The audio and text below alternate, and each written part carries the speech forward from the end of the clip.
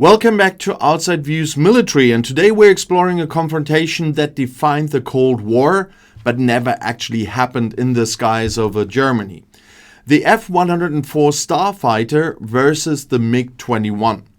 For decades, the sky above our heads was divided as a kind of theater where the high-tech precisions of the West met the overwhelming mass of the East. On one side of the inner German border, you have had the Luftwaffe and its NATO allies, and on the other, the Soviet VVS and the East German Air Force. And every time a new piece of technology was introduced in the West, the East responded with a countermeasure, creating a permanent state of tactical evolution. And the philosophies behind these two machines could not have been more different if they had tried.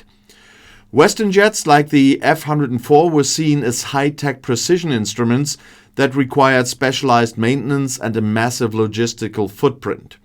Eastern jets like the MiG-21 were the Kalashnikovs of the sky, robust, simple, and designed to be produced in numbers that the West simply couldn't match.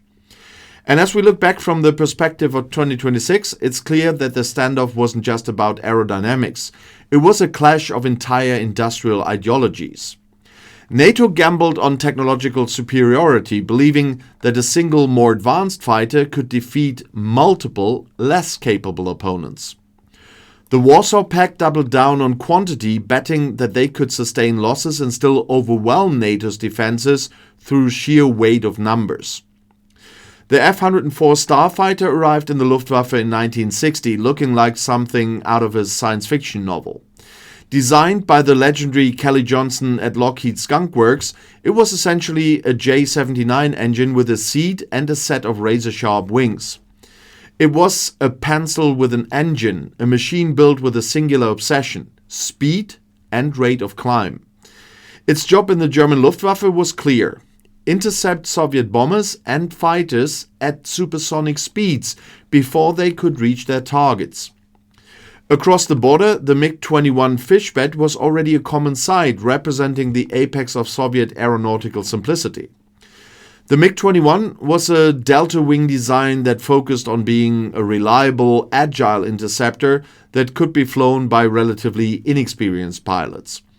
It wasn't perfect in any single category, but it was good enough in almost all of them, which made it a terrifyingly efficient weapon of war. While the Starfighter was a thoroughbred that demanded absolute focus, the MiG-21 was a workhorse that could operate from semi-prepared airfields.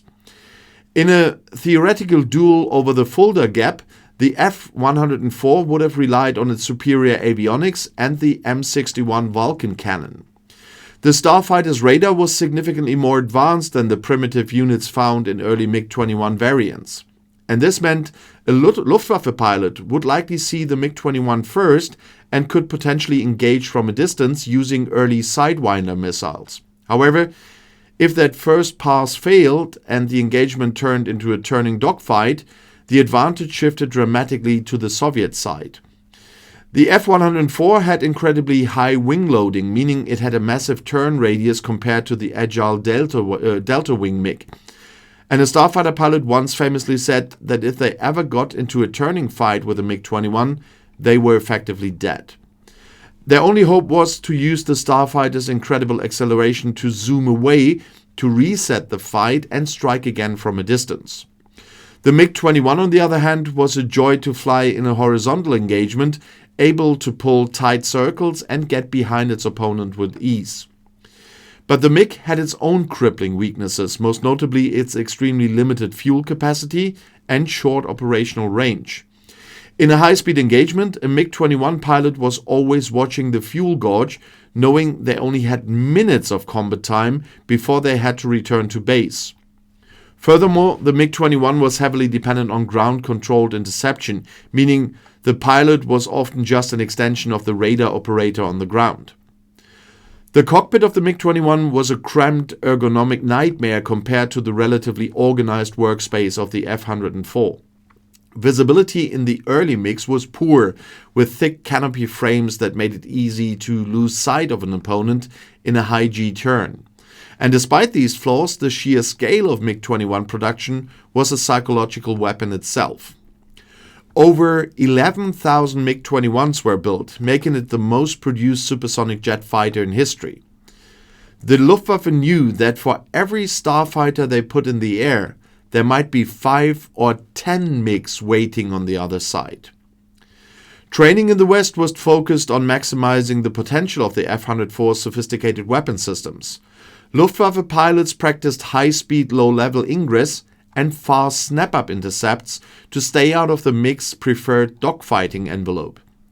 Every exercise was a simulation of a reality everyone hoped would never arrive, a total war in the heart of Europe. The Starfighter's reputation in Germany was, of course, marked by its high accident rate, leading to the Widowmaker nickname. But in its intended role as a high-altitude interceptor, it was a beast that few Soviet aircraft could catch. The MiG-21 pilots respected the Starfighter's speed, knowing that if an F-104 was at Mach 2, there was nothing they could do to stop it. In the 1960s and 70s, the balance of power was a delicate dance of energy and position. And the F-104 was an energy fighter that converted its massive engine power into vertical separation and speed. The MiG-21 was a positional fighter that used its wings to change direction faster than the enemy could react. If the duel had happened, it would have been a battle between a pilot who wanted to stay at 30,000 feet and one who wanted to drag him down to 10,000. The F-104 carried the AIM-9 Sidewinder, while the MiG-21 used the K-13 Atoll, which was actually a reversed engineered copy of a captured Sidewinder. And this meant that even the weapons themselves were part of a strange mirrored technological evolution. The electronic warfare suits on the Starfighter eventually became very sophisticated, allowing it to jam the ground links the MiG relied on so heavily. And without ground guidance, the MiG-21 pilot was often blind, relying on a small radar with a very limited search capabilities. And in 2026, we look at these aircraft as museum pieces, but they represent the last era of purely mechanical and early electronic aerial combat. And the F-104 versus MiG-21 matchup was the quintessential Cold War standoff, the hot rod versus the mass-produced interceptor. The duel, fortunately, never happened over the divided Germany, and for that the world really should be grateful. Had those two planes met in anger over the Rhine, it would have signaled the beginning of a Third World War. Instead, they remained symbols of a time when the world was on a knife edge, balanced between two different visions of the future. The Starfighter eventually gave way to the Tornado and the F-4 Phantom, while the MiG-21 was succeeded by the MiG-23 and MiG-29. But neither of those successors quite captured the raw, uncompromising spirit of the F-104 and the Fishbat. They were the ultimate expressions of their respective cultures. One, a high-maintenance masterpiece, the other, a rugged survivor. So thank you for joining us for this historical analysis on Outside Views Military. The technology of the past often dictates the strategies of the future, and understanding the F-104 and MiG-21 is key to understanding modern air doctrine. And if you enjoyed this look at the duel that never happened, please consider subscribing to the channel.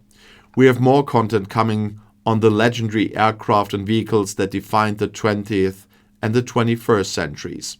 And let us know in the comments which aircraft you think would have come out on top in a 1965 engagement over the Fulda Gap. Stay safe, stay informed, and we'll see you in the next one.